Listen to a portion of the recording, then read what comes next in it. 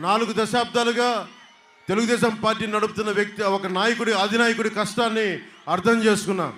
నాకే దశాబ్ద కాలంగా ఇంత కష్టంగా ఉంటే 14 సంవత్సరాలు ముఖ్యమంత్రిగా ఉన్న వ్యక్తి, వారికి కష్టాలను చూసి తెలుగుదేశం కార్యకర్తల మనోభావాలు నేను అర్థం చేసుకొని మీ అధినాయకుడైన నారా చంద్రబాబు నాయుడు గారికి సంపూర్ణమైన మద్దతు ఆ రోజున రాజమండ్రి జైలులో ఇచ్చి ఈ రోజున కూటమి ప్రభుత్వాన్ని స్థాపిస్తున్నామంటే అది ఆంధ్రప్రదేశ్ భవిష్యత్తుకి, మన ఆంధ్రప్రదేశ్ సుస్థిరికి అని చెప్పి నేను మనస్ఫూర్తిగా మీకు నా మనస్సుని ఆవిష్కరింపజేస్తున్నాను. నాతో పాటు అమ్మ, అక్కడున్న ఆడపడుచులకి మీరు చెయ్యెత్తితే